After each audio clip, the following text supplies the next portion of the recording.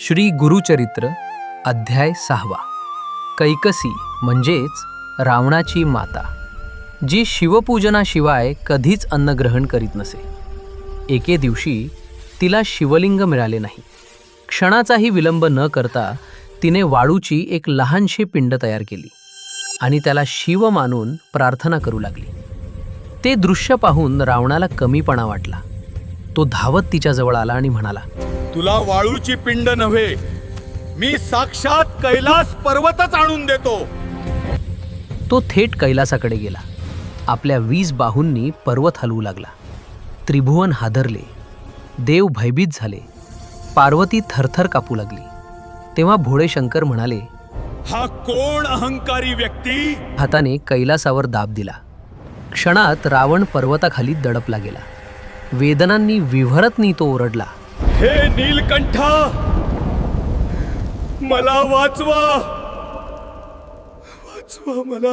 त्याची तळमळ पाहून भोळ्या शंकरांना दया आली आणि त्यांनी रावणास मुक्त केले. मुक्त होताच रावणाने आपले मस्तक छेदले, स्वतःच्या आतड्यांची वीणा बनवली आणि त्या वेदनेच्या तारा झंकारत शिवाची अशी दिव्य स्तुती केली की कैलाससुद्धा स्तब्ध झाला.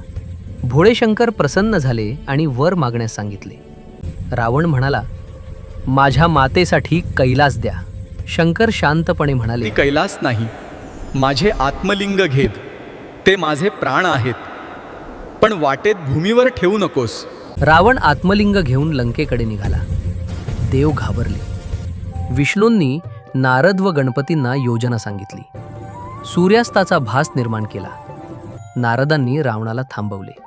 संध्यावंदनाचा विचार करता त्याला एक भोळा ब्राह्मण कुमार दिसला. तो म्हणजे बटू रूपातील गणपती. रावण म्हणाला, हे बाळा, माझे आत्मलिंग धरशील का? गणपती म्हणाले, पण मला पेलवले नाही तर मी 3 हाका मारीन. हो. तुम्ही आला नाहीत तर मी लिंग खाली ठेवीन. रावण अर्घ्य देत असतानाच गणपतींनी 3 हाका दिल्या. रावण येईपर्यंत आत्मलिंग भूमीवर ठेवले गेले. त्या क्षणी ते लिंग कायमचे स्थिर झाले. रावण धावत आला, आक्रोश केला, संपूर्ण शक्ती लावली, पण ते लिंग हललेच नाही. गायीच्या कानासारख्या आकृतीमुळे ते ओळखले जाऊ लागले. गोकर्ण महाबळेश्वर, जिथे स्वयं महादेव आजही वास करतात. पुढील अध्यायासाठी फॉलो करा. Sponsored by Shri Ramesh textile, Palus. लग्न बस्ता म्हणजे फक्त श्री रमेश टेक्स्टाईल.